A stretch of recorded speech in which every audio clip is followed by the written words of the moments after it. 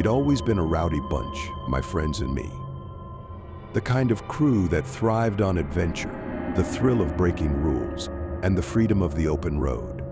So when we decided to camp in that nature preserve where camping was strictly forbidden, we thought we were invincible, untouchable. The trees, their limbs gnarled like old witches' fingers, stood silent witness to our defiance. The night fell quickly, wrapping us in its dark embrace.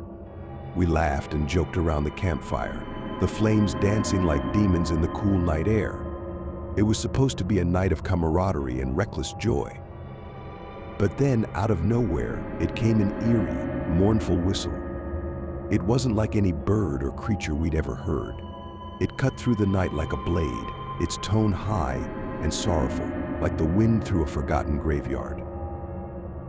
We fell silent, exchanging uneasy glances, trying to shake off the feeling of being watched. The whistle came again, more insistent this time, wrapping itself around us like a cold hand. It was then that the unease turned into real fear. We decided to pack up, our earlier bravado dissolving like mist in the morning sun. As we gathered our things, the sight hit us like a punch to the gut. 3 figures motionless, almost spectral, sat by our campsite. They were shrouded in darkness, their shapes barely discernible against the shadows of the trees. They didn't move, didn't speak, just sat there, their presence hanging heavy in the air. I tried to laugh it off, to convince myself it was just a trick of the light or my overactive imagination. But as we stumbled through the underbrush, hearts racing, the horror of what we found next was undeniable. Someone had thrown a firecracker into our campfire, the remnants of it still smoldering in the ashes. And in our tent, a dead rat, its lifeless body a grotesque gift from whoever had been watching us. The sight of that rat, the whistle that haunted our dreams, and the ghostly figures by the fire left us shattered. We left the woods that night, the shadows of the trees closing in behind us. We swore we'd never come back. Even now, years later, I can't shake the feeling of those eyes on me, watching from the dark. And every so often, when the wind picks up and whistles through the trees, I wonder if maybe, just maybe, they're still out there, waiting for us to come back.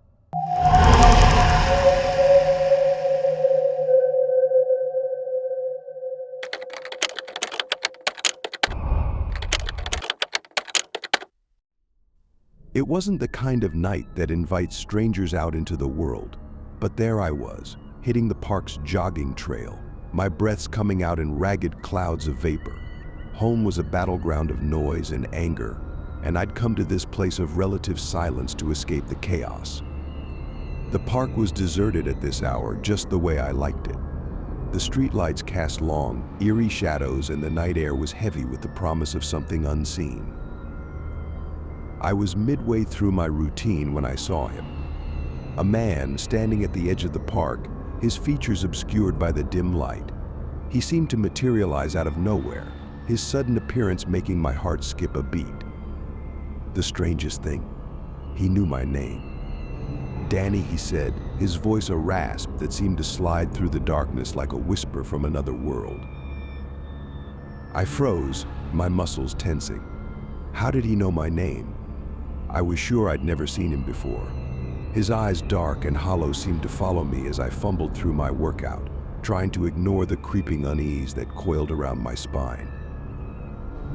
The next morning, as I stumbled out of bed and shuffled to the kitchen, I found an envelope waiting for me on the doormat. It was plain, unmarked, but I could feel something unsettling in its weight. Inside, there were photos, dozens of them each one, showing me in different places. There I was, working out at the park, hanging out at the local diner, and worst of all, inside my own house, captured in candid moments I thought were private. I felt the blood drain from my face as I flipped through the pictures. How had someone gotten into my house? The very thought of it made my skin crawl. I called the police, hoping against hope that they'd be able to put an end to this nightmare. They were polite, efficient, but their assurances felt like a thin veil over my growing dread. They took the photos, promised to investigate, but their presence was a fleeting comfort. Days turned into weeks, and the one who knew my name didn't just disappear. He was there, lurking at the edges of my vision. Notes began appearing, pinned to my door, slipped under the windshield of my car. They were always written in that same scrawling hand: "I see you, we're not done, and worst of all, you can't hide." I couldn't shake the feeling of being watched. Even when I was alone in my room, the curtains drawn tight. Every creak of the house, every shadow in the corner of my eye, seemed to hold the promise of something sinister waiting to make itself known. The police, for all their efforts, couldn't catch him. And the more they investigated, the more brazen he seemed to become. There were nights when I'd lie awake, staring at the ceiling, the darkness pressing in around me, wondering if this was what it felt like to be hunted. And the worst part? The nagging thought that maybe, just maybe, the man who knew my name was right there, watching me through the very walls of my house, waiting for the right moment to strike.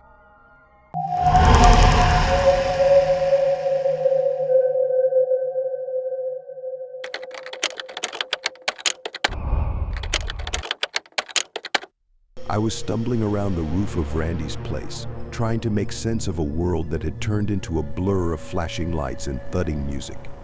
The party had spiraled into a drunken chaos, and I'd slipped out for some air, though I wasn't sure if I was coming or going. My head was throbbing with every step I took, the sensation almost comforting in its repetitive agony. I was leaning against the roof's edge, trying to steady myself when I heard muffled voices drifting up from below. Curiosity got the better of me, so I shuffled to the roof's corner, where a skylight gave me a view into the living room. What I saw made my stomach drop. Two masked figures were rifling through Randy's drawers and shelves, their movements quick and frantic. The realization hit me like a sledgehammer. There was a robbery in progress.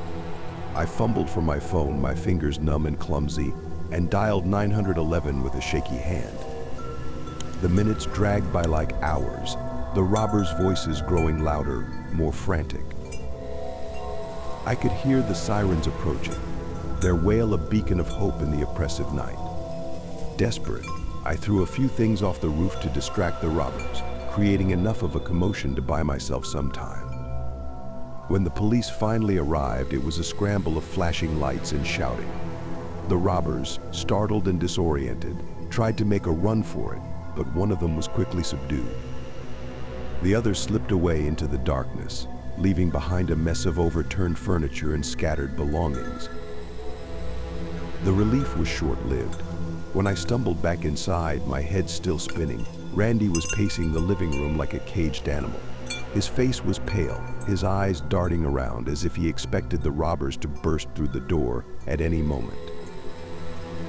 What the hell were those guys doing, I asked, trying to piece together the chaos. Randy looked at me with a mix of fear and anger. "You don't understand," he said, his voice trembling.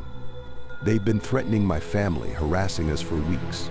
This was just the beginning.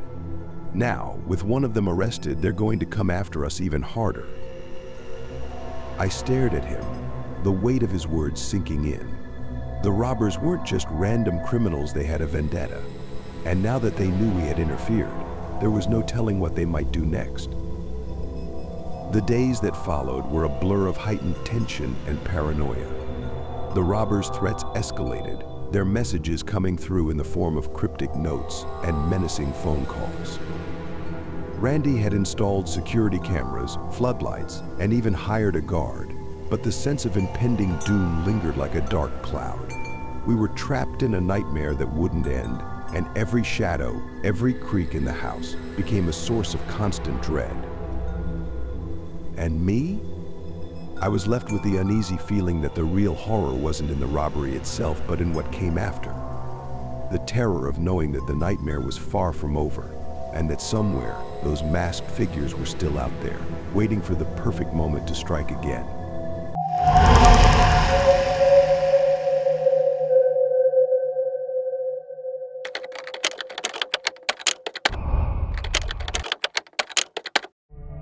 I was home alone, just me and the glow of the TV screen as I lost myself in Call of Duty. The kind of immersion where the real world dissolves into the background noise of virtual gunfire and the occasional shout of a teammate. It was late, the kind of late where the world feels like it's holding its breath. I was crouched in a corner, my concentration sharp, when I heard it. A noise. Not a thud or a crash, but something softer, almost tentative. It cut through the din of the game like a whisper through the fog. I pulled off my headset, listening, my heart starting to thud in sync with the pulse of the game. The noise came again at creak, followed by the soft scuff of footsteps. My mind raced through a checklist of possibilities, none of them pleasant. I shoved the controller aside and stood up, feeling the cold sweat of fear prickle at my neck. The house was supposed to be empty. My parents had gone out for the evening, and I had locked every door before they left, or so I thought. I crept out of the room, each step deliberate, trying to keep my breathing steady. The house was eerily quiet, the kind of silence that makes you think something terrible is just waiting to happen. I moved cautiously down the hallway, my eyes scanning for anything out of place. When I reached my room, I nearly dropped to the floor. There, sitting on my bed, was a man. He was just sitting there, as if he belonged. His clothes were shabby, his face half hidden in the shadows, but his smile was unmistakable, a crooked, unsettling grin that sent chills skittering down my spine. My heart felt like it was going to burst through my chest as I took a step back, my mind racing. He didn't seem to be in any hurry, just sitting there, watching me with that grin. My first instinct was to bolt, but I knew I had to act fast. I turned and ran to the kitchen, my pulse hammering in my ears. I grabbed the first thing I could find, a serrated kitchen knife, its blade glinting in the dim light. My hands shook as I dialed 911, the phone feeling like a lead weight in my trembling grip. The operator's voice was calm and soothing, a sharp contrast to the chaos that had taken over my mind. When I turned back, the man was gone. I don't know how long I stood there, just staring at the empty bed, the silence of the house now more oppressive than the noise of my own heartbeat. The police arrived within minutes, and after a quick search, they confirmed what I had feared: the front door had been left unlocked. The intruder hadn't taken anything, not a thing. It was as if he had just come in for the sheer thrill of unsettling me. They reassured me it was probably just a random break-in, but the unease gnawed at me. I felt more than just fear, I felt a deep, gnawing embarrassment. How could I have been so careless? How could I have left the door open, a mere invitation for someone to walk in? That night, I couldn't shake the feeling that someone, somewhere, was still watching me.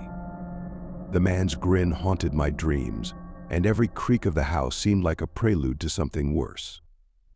I never felt truly safe in that house again, and the memory of that intruder sitting calmly on my bed, grinning, became a shadow that followed me everywhere.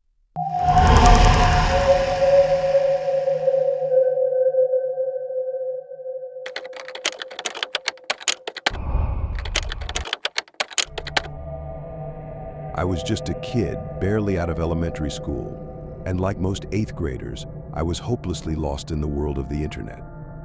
There was this girl I'd met online. Her name was Lisa, or so she said. We'd been chatting for weeks, the kind of flirtatious back and forth that makes a 12-year-old feel like he's walking on air. I'd never seen her face, just a few photos she'd sent, mostly blurry shots of a girl with bright eyes and a mischievous grin. My parents were going out of town for the weekend, and I was left alone with my older brother. When Lisa suggested we meet up, it seemed like the perfect chance to finally make our virtual romance a reality. I was buzzing with excitement. The idea of her showing up at my door, real, tangible, and not just some fantasy, was almost too good to be true. The day arrived, and I was pacing the house, checking the time every few minutes. I could barely contain my nerves as I heard the knock on the front door. I took a deep breath, heart pounding like a drum in my chest, and opened it. But it wasn't Lisa standing there. It was a man. A grown man. He was tall, his face shadowed under the brim of a ratty baseball cap, and he wore a jacket that looked like it hadn't been washed in weeks. His eyes were cold and calculating, the kind that makes your skin crawl. I froze, the excitement evaporating into a cold sweat. I must have looked like a deer caught in headlights because he didn't say a word, just stared at me, his gaze making my skin prickle. I think you've got the wrong house," I managed to stammer, but my voice was thin, almost pathetic. His smile was sickening, a grin that promised nothing but trouble. "Are you sure? Lisa told me you'd be expecting me." That was when I knew I was in serious trouble. My stomach dropped like a stone, and every instinct screamed at me to get away. I slammed the door and locked it, my hands shaking. My heart was racing, my thoughts a tangled mess of fear and panic. I dialed my brother, my fingers fumbling over the numbers as I tried to stay calm. "Get over here." Now I whispered, my voice trembling. I locked myself in my room, the old wooden door feeling like a flimsy barricade against whatever nightmare was outside.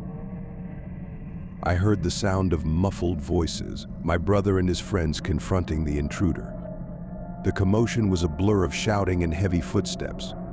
I stayed hidden, listening to the distant thud of the front door slamming open and the harsh, angry voices chasing the man away. When the chaos finally died down, I ventured out of my room, feeling like a shell of my former self. The man was gone, but the feeling of violation, the creeping embarrassment, was still there. My brother and his friends were shaking their heads, their faces a mix of concern and disbelief. "You okay?" my brother asked, his voice softening as he took in my pale face and trembling hands. "Yeah," I said, though I wasn't sure if I was lying to him or to myself. Just, "Yeah." That night I lay in bed, staring at the ceiling, unable to shake the image of that man's cold eyes and that sickening grin. The internet wasn't a playground anymore, it was a dark, twisted world, and I had just learned that the hard way.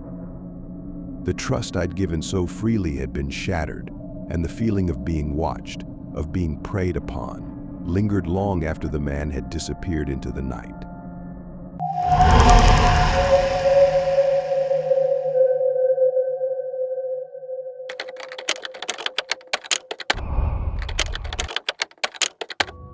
I'd never thought much of the strange numbers that flashed on my phone screen during late-night gaming sessions. I'd been deep into Apex Legends, fingers dancing over my keyboard, when a text from a random number lit up my phone. I glanced at it between rounds, some cryptic gibberish, nothing I took seriously. But this message was different. It read, "Look outside." At first, I thought it was some elaborate prank by one of my buddies. I laughed it off and kept playing.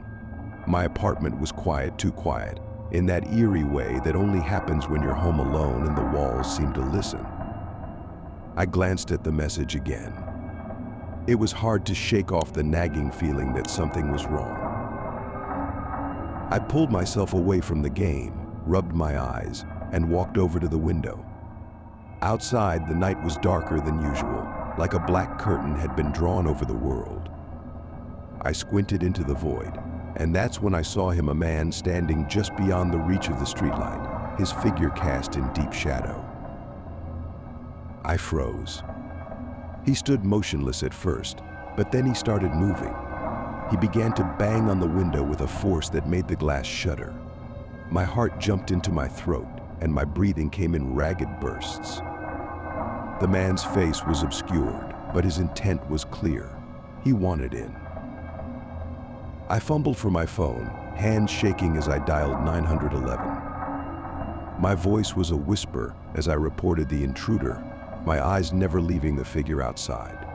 Panic gripped me as I watched him pry at the window frame, his movements frenzied and desperate. The glass cracked, a hairline fracture splitting down the center.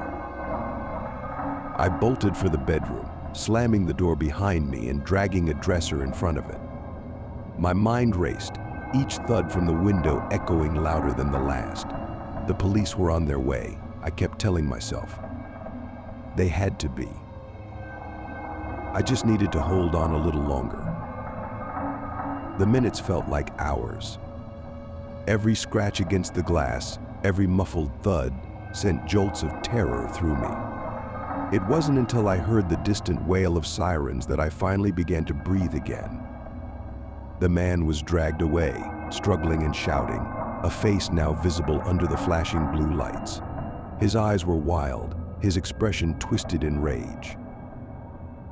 It wasn't until later, when the adrenaline had faded and I was trying to piece together the night's events, that I learned the truth. The man had a grudge, a twisted vendetta born from a game. Apex Legends, the very thing that had been my escape, had somehow become the catalyst for this nightmare. He was a player who had taken the competition too far, letting his anger fester until it erupted into something far more sinister than a mere game. As I sat in the dim light of my apartment, the weight of what had happened pressed down on me. The game that had once been my refuge had turned into a portal for something far more real and far more dangerous. I didn't know if I'd ever be able to look at the screen the same way again, knowing that behind the virtual chaos, a very real and very dangerous world had been waiting to knock on my window.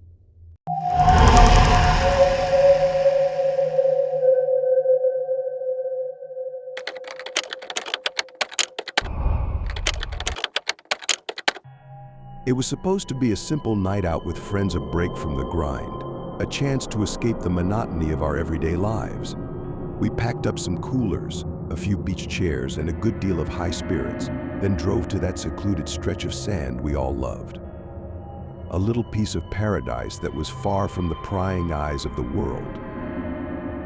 The sun was setting in a blaze of orange and pink, and we were all laughing, the kind of laughter that only comes from being young and stupid and carefree. We cracked open beers, put on some music, and let the waves lap at our feet. For a while, everything was perfect. Then I heard a faint, unnatural buzzing. I turned my head, squinting into the fading light, trying to place the sound. It was like a swarm of angry bees, but persistent and far too deliberate. I brushed it off at first, attributing it to the lingering effects of too many beers. But as the night grew darker, the buzzing seemed to grow louder, more insistent. My friend Sam was the first to notice something strange. He found an AirTag stuck under the bumper of his car. At first we laughed it off, thinking it was some kind of prank. But then we found another hidden under a wheel well, and another. Panic began to seep into our laughter. We scattered, checking our cars, our belongings, and that's when we found disturbing photos of us, taken that very night. Each snapshot showed us in candid, intimate moments, laughing, dancing, or just sitting quietly. There was no way someone could have gotten that close without us noticing. The realization hit like a punch to the gut. We were being watched. We were being hunted. The playful atmosphere vanished in an instant, replaced by a deep, gnawing fear. We packed up in a frenzy, trying to keep our composure, but every shadow seemed to hide a lurking presence, every rustle of leaves a potential threat. By the time we called the police, the excitement had long since evaporated into raw, unfiltered terror. The officers took our statements, collected the photos, and promised to investigate. But the feeling of being watched, of having a stranger's gaze on us, didn't fade with their departure. It clung to us like a shadow. As we drove away from that beach, the buzzing sound had disappeared, but the sense of dread was still very much alive. None of us spoke much on the drive home. The once comforting sound of the waves now seemed like the mocking laughter of whatever was watching us. To this day, we still don't know who was behind it. Every time I hear a drone or find an unfamiliar device, I can't help but feel that same creeping terror from that night. And every so often, I catch myself glancing over my shoulder, half expecting to see that buzzing, invisible observer lurking just out of sight.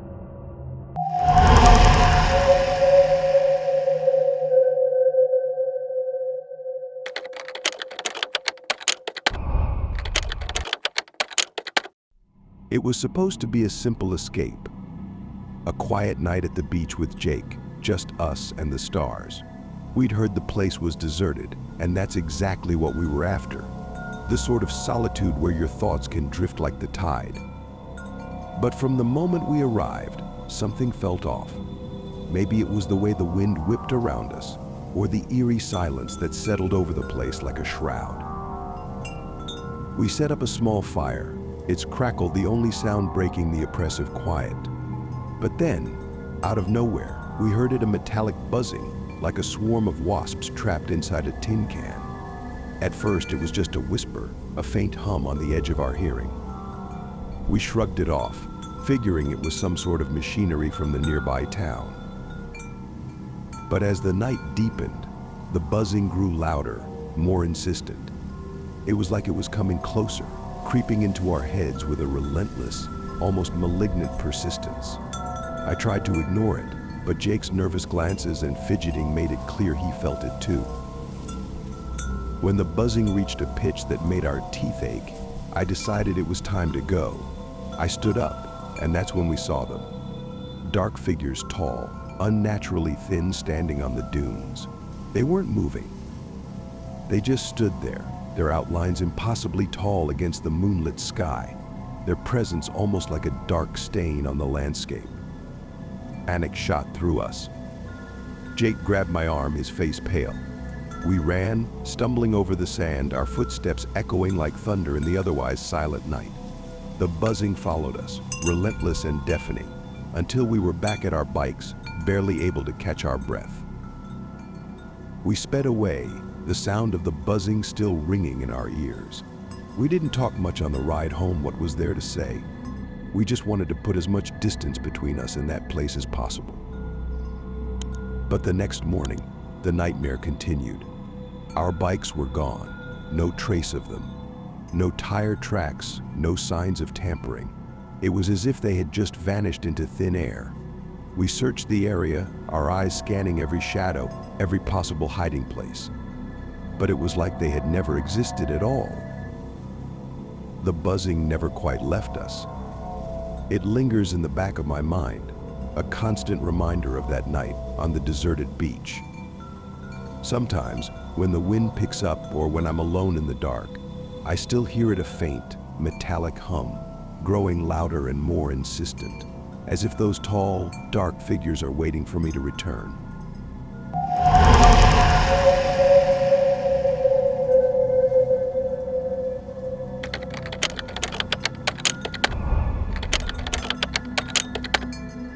It was supposed to be a carefree weekend, a little escape from the everyday grind, a chance to unwind with friends at a beach house that seemed straight out of a postcard.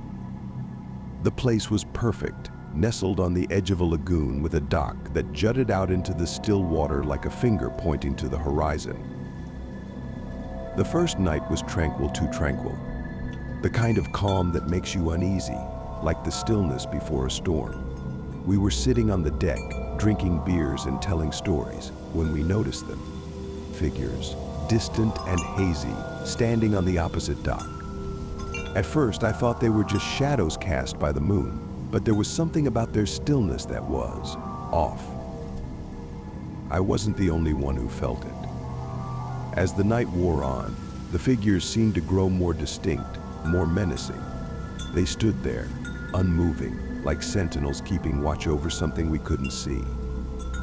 We tried to brush it off, telling ourselves it was just our imagination, or maybe some pranksters on the other side of the lagoon.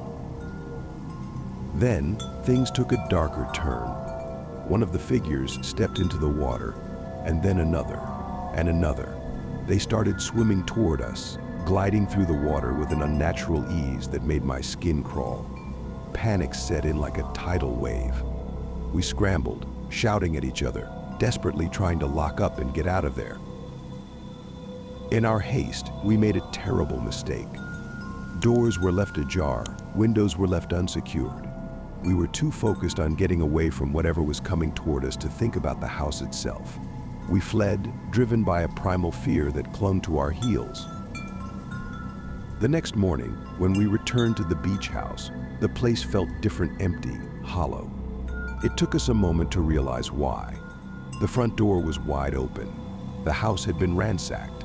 Valuables were gone. The boat, the one we'd planned to use for our morning fishing trip, had vanished. The sense of violation was immediate and profound.